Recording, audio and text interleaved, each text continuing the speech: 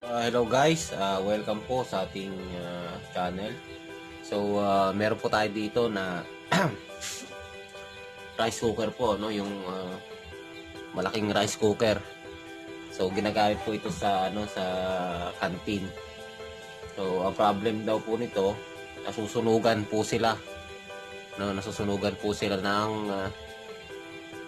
sinaing. So, ito po yung gagawin po natin ngayon. Samahan nyo ako guys na ayusin po ito.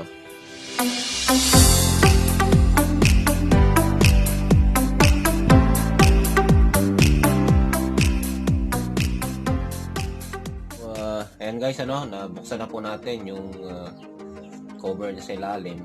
So, ang gagawin po natin, kasi ang problem ay nasusunugan, wala po yung pinagkaiba doon sa problem doon sa nagwa-warm ka agad, no? So ang gagawin po natin, tanggalin po natin itong nasa gitna niya, papalitan po natin ng bago. So may naka-ready na po ako rito pamalit, ito po siya. Yan. So ang price po nito dito po sa amin 250 po ito 250. Ewan ko lang po sa ibang lugar. So papalitan po natin siya.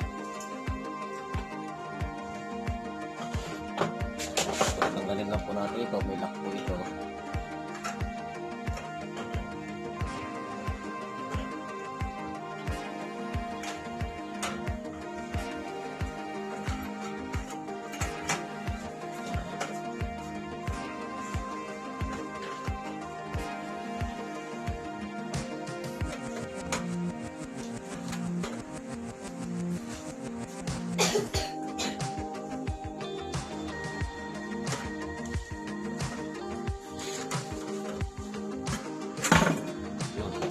Na. So, ito po. Papalitan ko, papansinin nyo, grabe na yung kanya. So, ito siguro, ito yung dahilan din bakit ganon. So, papalitan na natin siya. So, ito po yung bago na ipapalit po natin. So,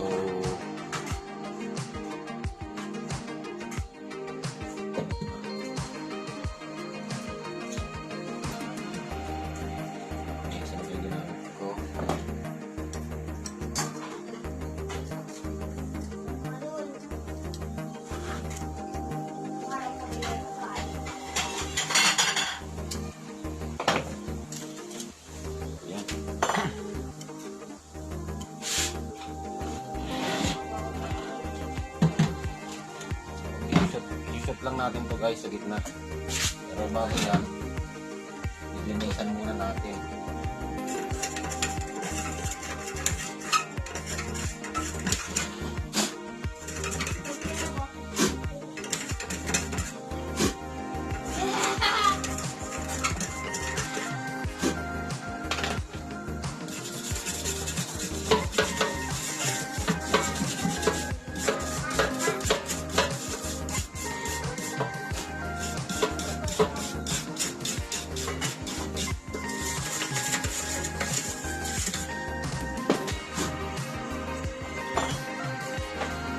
Papasok ko na rin siya guys.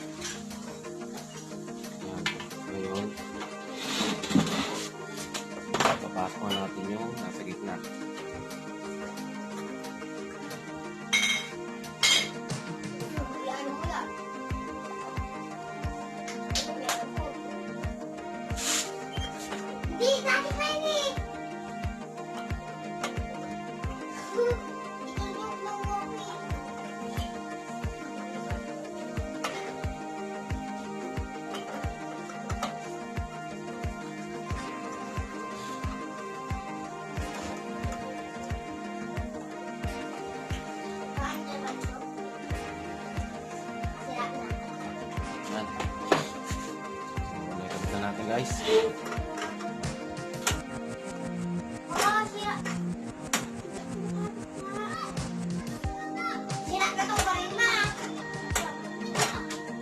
Ayan. Napalitan natin siya guys. So ito yung luma, no? Ayan. So ayan siya guys. Ayan. So ngayon, tatakpan na po natin. So ganyan lang siya guys. Yan lang ang paulit-ulit na problem ng mga rice cooker na mapalaki man yan o mapamaliit. So, linisan ko lang yung takip niya guys at madumi.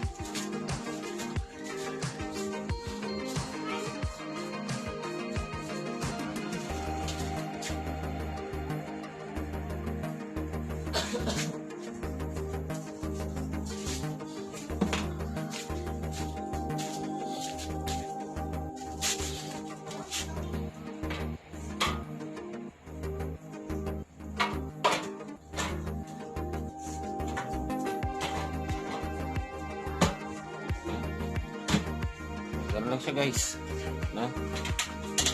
Okay na po ito. So pwede na itong phone ng may-ari. So siyempre malaki po ito. Hindi natin siya matitesting na lulutuan kasi wala naman po ako pakakainin na marami dito. So i-update na lang po tayo ng may-ari pagka nagamit po nila. So ganun lang po guys. Ano po, sana may napuli kayong ideya at huwag nyo pong kakalimutan guys na mag-subscribe sa channel po natin at click nyo na rin po yung notification bell para update po kayo pag may bago po tayong video. So maraming salamat po guys and God bless po.